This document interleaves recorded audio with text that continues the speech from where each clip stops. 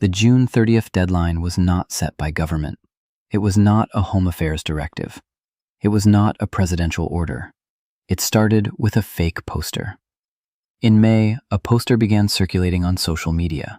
It carried the government's coat of arms and the Home Affairs name, telling foreign nationals to leave the country by June 30th. The government came out and dismissed it as false. They said there is no such deadline. They confirmed that Tuesday would be treated as a normal working day. But by then, it was already too late. The poster had spread. People were scared. And the movement that gave that date its legs is called March and March, alongside other groups including Operation Dudula. These groups have been marching on foreign-owned businesses, stopping people in the streets to check their documents, and building toward a national protest on Tuesday. Now, March and March's leader, Jacinta Ngobese-Zuma, has insisted the protest will be peaceful. But here's the part that raised eyebrows. She's also said the movement will not take responsibility for any violence on the day. She's pushing that responsibility to the state. Think about that for a moment. You organize a national march. You build up weeks of tension. You spread a deadline that sends thousands of people running. And then you say, violence is not our problem. A coalition of 27 civic organizations is backing the action. But on the other side, a coalition of 160 civil society organizations has called for the march to be canceled and for the movement's leaders to be arrested for incitement. The SA Human Rights Commission has warned of a possible human rights crisis. Acting Police Minister Firoz Kachalia confirmed that the security operation around June 30th will cost more than 600 million rand. Police, defense, and intelligence all working together. Africa braces for nationwide marches tomorrow against illegal immigration. Thousands are expected to take to the streets. One of the groups leading the mobilization is March and March, which insists that the protest will be peaceful despite concerns raised by authorities. Let's speak now to Jacinta Ngobese-Zuma, who, of course, is the founder of March and March around these. Jacinta, thank you so much for the time. Really appreciate you joining us as well this morning. Are you able to just share with us the plans for tomorrow? Thank you, Arabile, and thank you for the opportunity. I think tomorrow it's really a protest that's going to be seen through 7 of the 9 provinces so far. We are trying to get the Northwest on board, even though there's a bit of glitches, and the Free State as well. But so far, all the 9 provinces look to be participating in tomorrow's protest, which is a message to our government. And you can no longer label us as xenophobic for standing up for what is right. Our security is at risk, our resources are depleted, and jobs are being taken over and replaced by cheap labor. There's a lot going on in terms of crime as well. And South Africa cannot survive trying to absorb all of these problems just to save an image that is not true. The question marks that perhaps many would ask at this time is, however, where would these marches happen or these demonstrations happen? The kind of demonstration you're hoping to have and the number of people you think are said to be involved?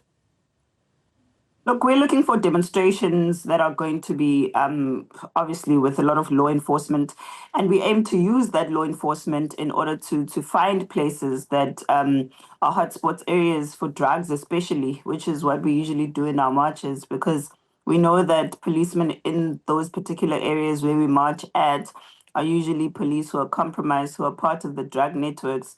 So usually when we have police from outside, like your POP members, I'm sure there's going to be a lot of NIU members as well.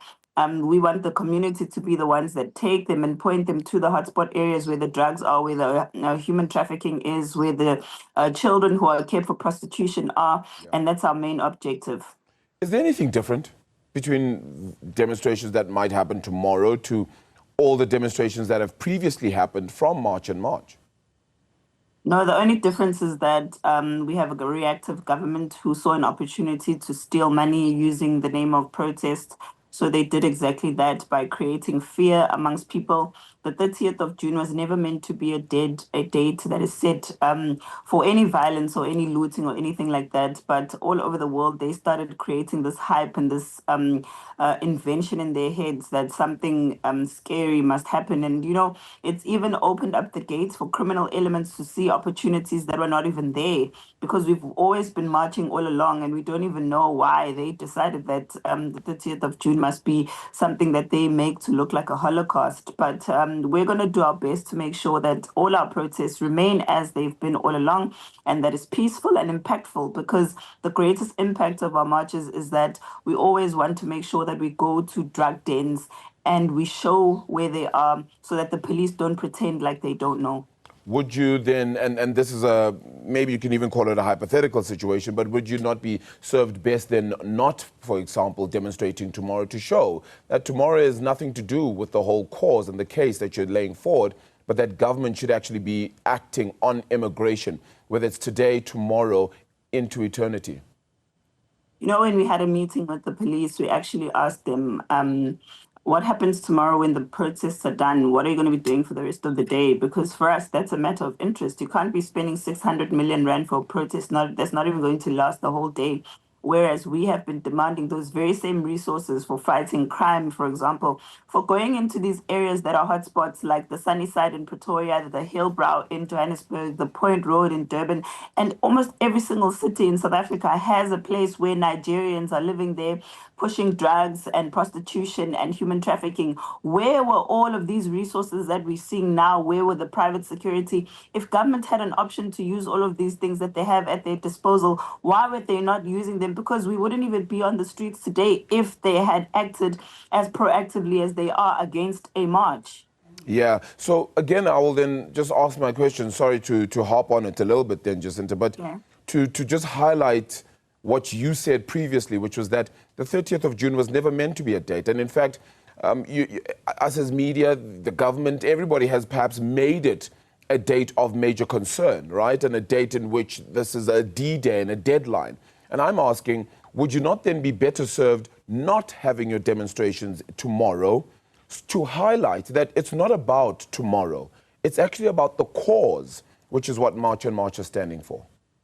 No, let me tell you, Arabile, the 30th of June was never announced by March and March. It was announced by Phakelo Mthakathi, and I keep saying that, he keeps saying that. It wasn't announced as an event. It was announced as a means to tell illegal immigrants themselves to self-deport out of the country. Now, the only reason we are continuing with the demonstration, or why we even had demonstrations in the first place, is because the government has created so much tension and so much fear around the day that people have decided to take leave from work and not go to work. And our worry now is that if people are idle and they're not doing anything on the day, that could be exactly what causes them to have silly ideas to do silly things. So that's why we're saying might as well gather on the day and protest, because that's really the main idea and what we've been doing all along. We don't know what is this idea that government has that something different is going to be happening. I was even saying in one of my interviews, I think it's the most ridiculous things to say, 2021, there was looting and we're scared. I'm saying if we were going to do something ridiculous, we've had days. We've been in existence for a year and almost a year and a half now. And if we wanted to do something, why would we announce a date and attach a timeline to it, a date where we're going to be having venues where the police are going to be present? That doesn't make any sense. But because our government is reactionary, they always think that they have solutions which are temporary solutions and never, ever go to the root cause of the problem to solve that. So, Jacinta, does that, and maybe I'm reading this incorrectly, and please correct me here. But you're saying ultimately that while you don't agree with the date, because it was never a date that March and March set, while you don't agree with the date, because people have now taken off from work, as you state, and some people have seen it as a deadline, then you might as well join. So is that not losing your own purpose to fulfill other people's purposes because it wasn't meant to be your date either? I don't look at it that way. I mean, we work together with Phakelo Mthakathi, and if he announced the date and we're on the same mission, on the same cause, I don't see it as a distraction or moving away from the cause, because we've been doing the same thing, marching the streets, peacefully so, And I've been saying that the greatest thing that has scared me is the interpretation from the media and all of these other religious groups that have come out now to tell us that it's vigilante to march the streets wearing your traditional attire. I mean, Zulu men, even at a wedding, dress the way that they do when they're protesting. What are you trying to say? That we must be ashamed of who we are because you're going to tell us that when we're walking down the streets dressed in our traditional outfits, we're trying to intimidate and scare people? You know, for me, it makes absolutely no sense. So you're saying we're trying to intimidate and scare people at a wedding? Because like I said, even at a wedding, that's the dress code with sticks and everything. So I feel like we're dealing with a very tricky situation here where, you know, I'm going to blame Arabile, the media's role in this, the NGO's role in this, the government's role in this, and a lot of external forces that are trying to pretend as if we're the ones that are funded as they claim. But I'm telling you, the greater funding is in the ones that are funding the NGOs Sure. and the NPOs. And if you find where those people are being funded and where their money is going to, because we've been asking the Department of Social Development, where does the money that comes to these NPOs go to? They say they don't know. The last thing they ever do is to register them, and it ends there. That's not a working model for anyone Sure. who wants to make sure that their country is safe. Getting money from foreign agencies and you're not tracing the money, because we've been saying, tell us where the money for the NPOs and NGOs is going. As a proud Zulu and myself, Jacinta, I think one must add that 100% the attire at weddings, at celebrations, even at funerals from time to time can be in exactly the manner that we've just shown our audiences as well on screen as we're showing them there. The great concern, I suppose, is that when you're having a demonstration against something, which is illegal immigration in this instance, it could provide provocation, not because you're actually doing something, but because at the same time, there are now going to be police who have now been backed by 600 million rand, which the South African Police Service has reorganized and re-strategized to put towards this.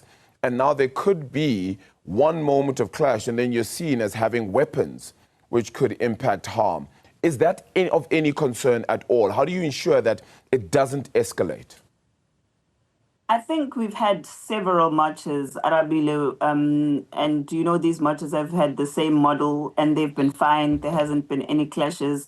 I think the government, as I continuously say, of South Africa really doesn't have a plan on how to fix the issue. And right now we're dealing with a government that is reactionary, as I keep saying. But if you look at Mayfair, for example, Arabile, where South Africans currently are being chased out of Mayfair because Somali.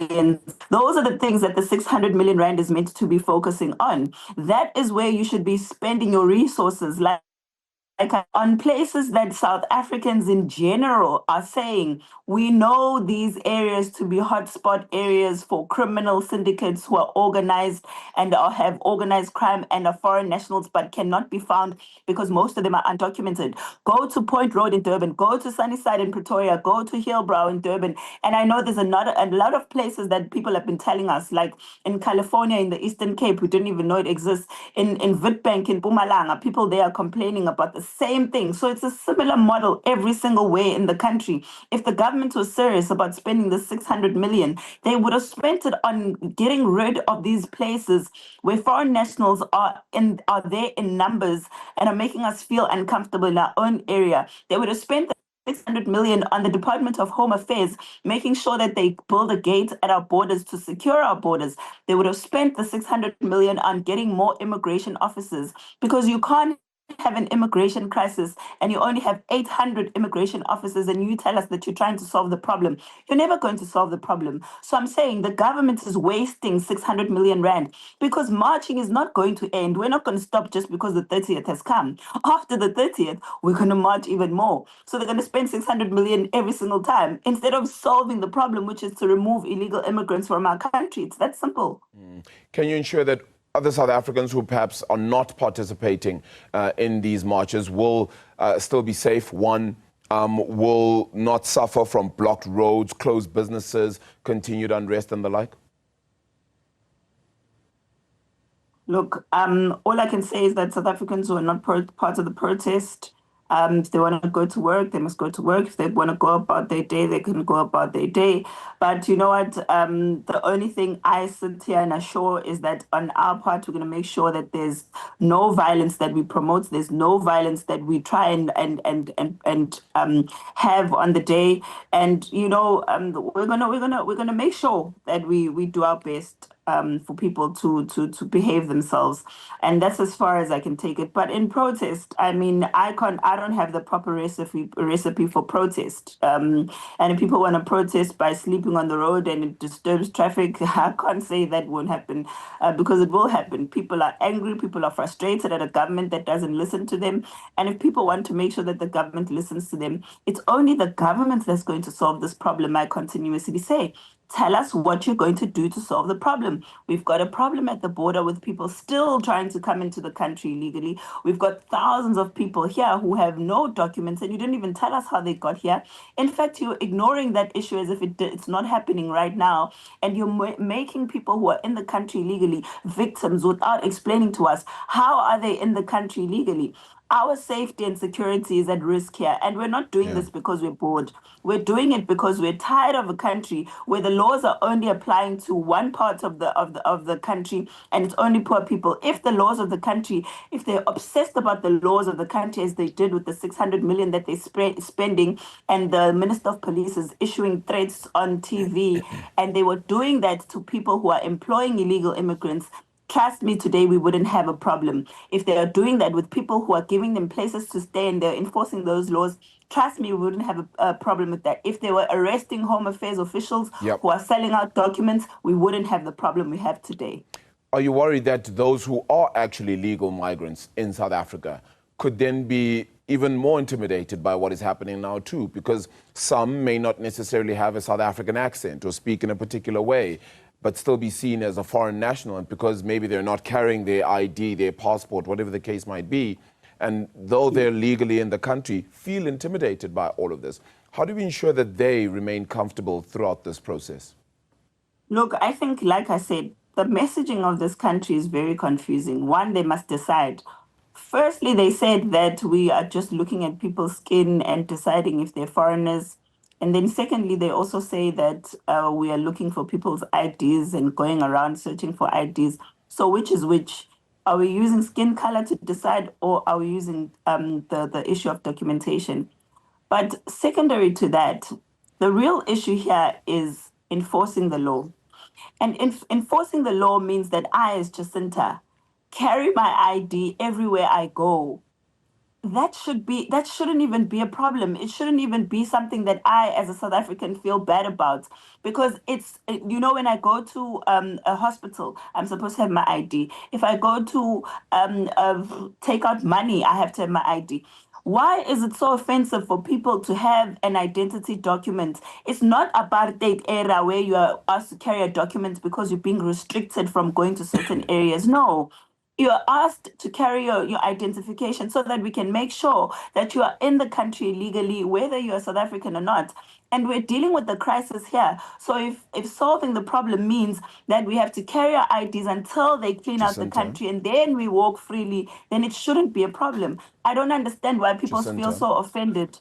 Can you hear me? Yeah, I can hear you. I think my key worry with what you've said, though, is the worry that a civilian, you know, anybody from March and March is asking people for their IDs. It's not about carrying the ID. No, that's not what I'm saying. Yeah. No, that's not what I'm saying. I'm not saying that it should be civilians that are enforcing that law. No.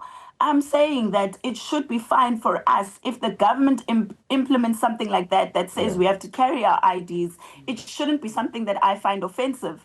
And they increase the number of immigration officers, etc., and the amount of people being deported. If that is one of the solutions, we are more than happy to welcome that. But we don't want to be on the streets and saying that people must bring their IDs. We're not saying that. But remember, we as March and March, we have never gone out to do operations without the police. That is something I maintain even today. Yeah. The police have to be there to make sure that the person that we're with there is properly identified, and if not, they arrest them.